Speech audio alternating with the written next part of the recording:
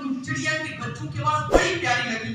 میں اس جالی کے قریب گیا, اندر دیکھا میں اس چڑیا کے وہاں بچے ہیں, لیکن ان بچوں کی, ان چوزوں کی چڑیا ماں وہاں پر موجود نہیں ہے. میں نے ان چڑیا کے بچے اٹھائے اور ان کو کمبل میں ڈال دیا. جب میں نے ان چڑیا کے بچوں کو کمبل میں لپیٹ دیا, اتنے میں ان چوزوں کی, ان چڑیا کے بچوں کی ماں آئی. اس نے اپنی جان کی پرواہ نہ کی, کیونکہ پرندہ تو انسان سے دور بھاگتا ہے, پرندہ تو دور بھاگتا ہے, لیکن کہا اللہ کے رسول وہ چڑیا اور ان چوزوں کی ماں وہ میرے سر پر منڈانے لگی, گردش کرنے لگی اور ان بچوں کے لیے وہ جو ہے دل ملانے لگی. میں نے جب اپنی اس کمبل کو ہٹا دیا اور اس کو, اس بچے وہ کمبل کے اندر نظر آئے, تو اس چڑیا نے اپنی جان کی پرواہ نہ کی, بلکہ اپنی بچوں کی محبت میں وہ چڑیا اگر میرے کمبل کے اندر گھس گئی. تو میں نے کمبل لپیٹ لیا اور میں اس چڑیا اور اس چڑیا کے بچوں کو آپ کے پاس لے کر حاضر ہوا. حضور نے جب یہ واقعہ سنا, حضور نے کہا اے صحابی ذرا ان چڑیا کے بچوں کو, اس چڑیا کو زمین پر رکھ دو. وہ صحابی کہتے ہیں میں نے اپنے کمبل کو ہٹایا, جیسے میں نے کمبل کو ہٹایا تو وہ چڑیا اور اس چڑیا کے بچے زمین پر گر گئے. لیکن کس حالت میں گرے کہ اس چڑیا نے اپنے ان بچوں کو پر میں لپیٹا ہوا تھا, ان بچوں کو زمین پر گرنے نہیں دیا. جب میں نے یہ حالت دیکھی میں تو تعجب میں ہو گیا, میں تعجب و حیرت کی نگاہ سے دیکھنے لگا. حضور نے کہا اے صحابی, اے میرے غلام, تو تعجب مت کر, فواللہ بالحق فواللہ بعثنی بالحق اللہ ارحم بعبادہ من ام الافراخ بفراخها. حضور نے کہا اے میرے غلام, تو ان چڑیا کے بچوں پر, اس چڑیا پر تعجب مت کر کہ یہ چڑیا اپنے بچوں سے کتنی محبت کرتی ہے, بلکہ مجھے قسم ہے اس خدا کی جس خدا نے مجھے حق کے ساتھ بھیجا ہے, اس چڑیا سے زیادہ رب اپنے بندے سے محبت کرتا ہے.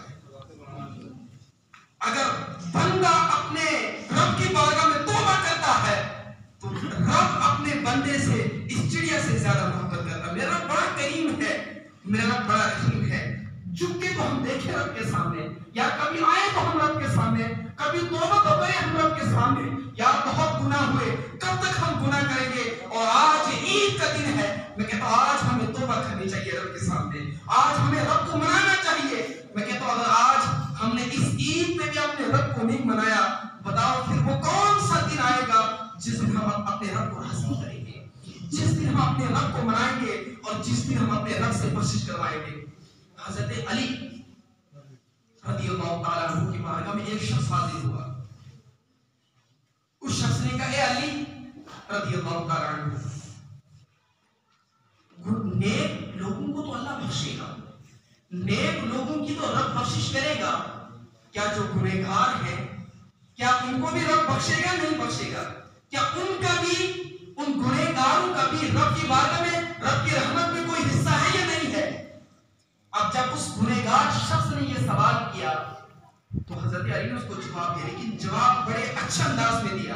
کس طریقے سے جواب دیا؟ کہا کہ دو برتن لائے گئے, دو برتن لائے گئے, دو برتن لائے گئے.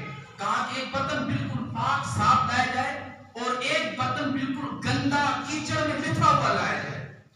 جب دونوں برتن لائے گئے, ایک بالکل پاک صاف اور ایک گندا اور کیچڑ میں بتھرا ہوا, حضرت علی نے اس شخص سے فرمایا اے سوال کرنے والے ذرا تو بتا, اگر ان دونوں برتنوں کو جو ایک صاف ہے ایک گندا اور کیچڑ میں بتھرا ہوا ہے, اگر ہم ان دونوں برتنوں کو بارش میں رکھیں گے, بتاؤ بارش ایک پر گرے گی دونوں پر گرے گی؟ سائل نے جواب یہی دیا کہ بارش تو دونوں پر گرے گی, بارش یہ نہیں دیکھی کہ یہ صاف ہے اسی پر گروں گی, یہ گندا اور یہ کیچڑ ہے کیچڑ والا اس پر نہیں گروں گی. تو حضرت علی نے فرمایا کذالک رحمت اللہ یعم الطاغی والعاصی, کہا کہ یہی مثال میرے رب کی رحمت کی ہے, وہ یہ نہیں دیکھتی ہے کہ یہ بندہ گنہگار ہے یا نیکار ہے. جب رب کی رحمت برستی ہے تو وہ نیکوں پر بھی برستی ہے, وہ گنہگاروں پر بھی برستی ہے, وہ سب کی بخشش کر دیتی ہے. لیکن ہمیں جولی پھیلانا تو آنا چاہیے نا, ہمیں وہ طریقہ آنا چاہیے اپنے رب کی بارگاہ میں توبہ کرنے کا. رب کی رحمت یہ نہیں دیتی ہے کہ یہ گنہگار ہے یہ بدکار ہے, رب کی رحمت جب برستی ہے تو وہ سب پر برستی ہے. لیکن ہمیں اپنے رب کو راضی تو کرنا چاہیے. اور یہ عید کا دن وہ دن ہے حدیث پاک کے اندر آتا ہے جب عید کی صبح کا جب یہ صبح طلوع ہوتی ہے تو رب کی رحمت پکار پکار کر کہتی ہے کوئی مجھ سے بخشش طلب کرنے والا میں اس کو بخشوں، ہے کوئی مجھ سے مغفرت طلب کرنے والا میں اس کی مغفرت کر دوں، ہے کوئی مجھ سے دنیا مانگنے والا میں اس کو دنیا عطا کر دوں، اور ہے کوئی مجھ سے آخرت مانگنے والا میں اس کو آخرت عطا کر دوں، ہے کوئی جنت مانگنے والا میں اس کو جنت عطا کر دوں، اور ہے کوئی جہنم سے آزادی مانگنے والا تو میں اس کو جہنم سے آزاد کر دوں۔ یہ رب کی رحمت ہمیں پکار پکار کر کہتی ہے۔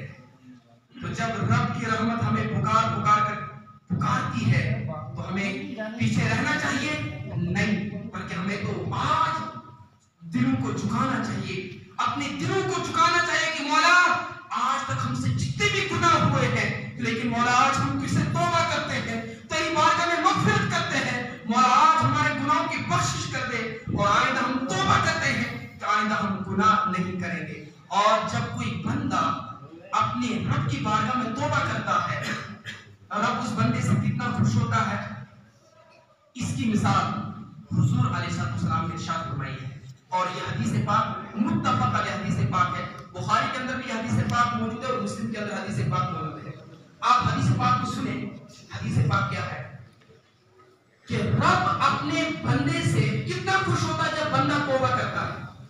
سرکار نے مثال بیان فرمائی، سرکار نے فرمایا ایک شخص ہے، وہ شخص جنگل میں گیا اور اس شخص کے ساتھ ایک اونٹنی ہے، اور اس اونٹنی کے اوپر اس کا جتنا بھی کھانے پینے کا اور جو ضرورت کا سامان ہے اس اونٹنی کے اوپر ہے۔ اب وہ شخص جنگل میں چلا گیا، سفر کرتے کرتے کرتے جہاں منزل میں اس کو پہنچا تھا وہاں نہیں پہنچا، لیکن ایک جنگل میں آ کر ٹھہر گیا جہاں کوئی آبادی نہیں، کوئی بستی نہیں، کوئی کھانے کی چیز نہیں، کوئی پانی کی چیز نہیں، کوئی آدمی نہیں، نہ آدم ذات، کوئی بھی نہیں۔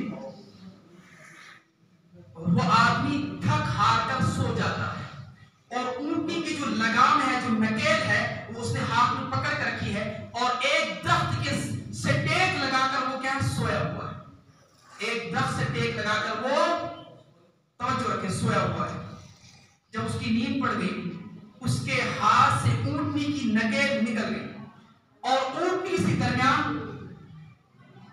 جو ہے اونٹنی کہیں غائب ہو گئی، اور جب اونٹنی غائب ہو گئی جب وہ بیدار ہوا اس نے دیکھا میری اونٹنی تو غائب ہے، یہاں تو موجود نہیں ہے۔ اب سرکار فرماتے ہیں یہ ایسی جگہ پھنسا ہے کہ جہاں پر کوئی اس کو بچانے والا نہیں۔ یہ آج کے جنگل نہیں، یہ پہلے والے جنگلوں کی مثال ہے جہاں پر جنگل پر ختم ہوا کرتے تھے۔ سرکار نے فرمایا اب یہ شخص اونٹنی ڈھونڈتا لیکن اونٹنی کہیں ملتی نہیں ہے، اب یہ شخص تھک ہار کر اسی درخت کے پاس آ کر بیٹھ جاتا۔ اب اس کی امید کیا ہے؟ بس اب مجھے مرنے کے علاوہ کوئی اور چارہ نہیں ہے، کیونکہ کھانے کی چیز پینے کی چیز وہ سب ختم ہو گئی۔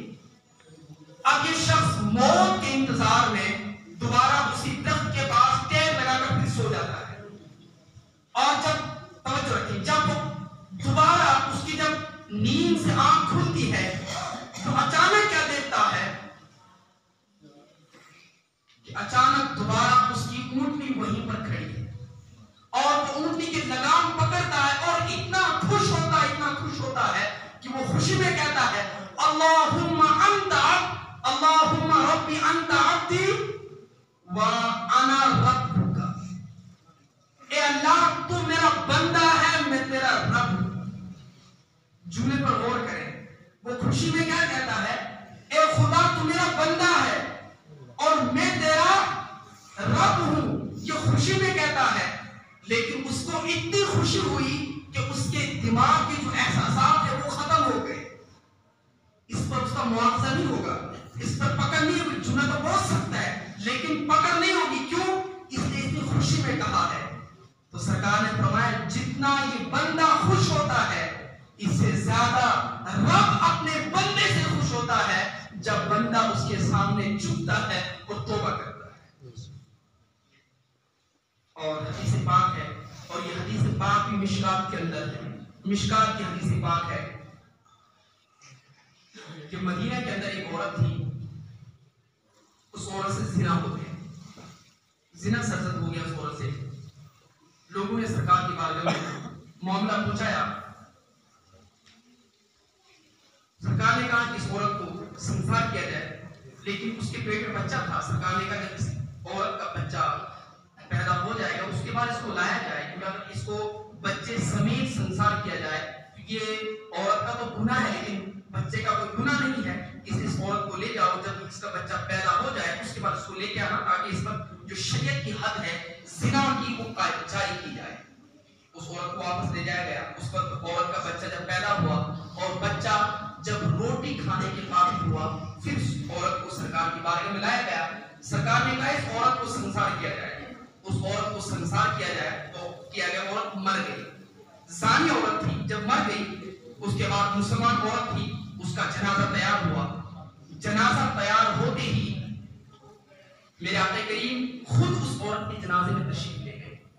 जब उस औरत के जनाजे में तशरीफ ले गए, उस सहाबा किराम ने एतराज किया, कहा कि अल्लाह के रसूल, ये औरत तो ज़ानिया थी और आप अल्लाह के नबी हैं, और अल्लाह का नबी होकर एक ज़ानिया औरत के जनाजे में। जब इतनी बात कहनी थी, मेरे आका ने कहा ए सहाबा, इस औरत को ज़ानिया मत कहो, क्योंकि इससे गुनाह सज़द हुआ है, लेकिन उसके बाद इसने रब की बारगाह में ऐसी तौबा की है और रब ने इसकी तौबा ऐसी कबूल की है। अगर इस ज़ानिया औरत की तौबा को मदीना के लोगों में बांटा जाए तो इस औरत की तौबा से मदीना के 70 लोगों की बख्शिश हो जाएगी। इतनी सच्ची तौबा इस औरत ने की। तो गुनाह अगर हो जाए तो गुनाह का मतलब ये नहीं है कि फिर हम गुनाह पर अड़े रहे, नहीं, गुनाह हो जाए उसका हल ये है कि उसके बाद रब की बारगाह में तौबा किया जाए, रब की बारगाह में सच्ची तौबा की जाए। और ये आज ईद जो है, ये भी आज मग़फ़िरत तलब करने, बख्शिश तलब करने का दिन है, और ये ईद आती है इसलिए है। मेरे दोस्तों, अगर आज भी हम अपने रब को राज़ी नहीं करेंगे, अगर आज भी हम अपने रब की बारगाह में तौबा नहीं करेंगे, तो बताओ फिर कौन सा दिन लाओगे जिस दिन अपने रब की बारगाह में तौबा करोगे? कि ईद, ये तो रब ने एक बख्शिश का बहाना रखा है, मग़फ़िरत का बहाना रखा है, और हम रब से दुआ करते हैं, मौला आज हम सब की बख्शिश कर दे, हम सब की मग़फ़िरत कर दे मौला। अगर आज भी हमारी बख्शिश नहीं हुई मौला, फिर हमारी किस दिन बख्शिश होगी? इसलिए अपने दिल को नरम करें, अपने दिलों को मुलायम करें और अपने दिलों को झुकाएं और रब की बारगाह में क्या अर्ज़ करें, मौला आज ये शहादत वाला दिन है, इस दिन तूने हज़रत इब्राहीम की कुर्बानी को कबूल किया, इस दिन तूने हुजूर की कुर्बानी, जो हुजूर ने मेंढों की कुर्बानी की थी, वो कुर्बानी कबूल की। मौला तूने सहाबा किराम की कुर्बानी को कबूल किया, उनकी आत्मा को कबूल किया। मौला उनके वसीले से हमारी इबादत को भी कबूल कर, हमारी कुर्बानियों को भी कबूल कर, और हमारा यहाँ पर जमा होना भी कबूल कर।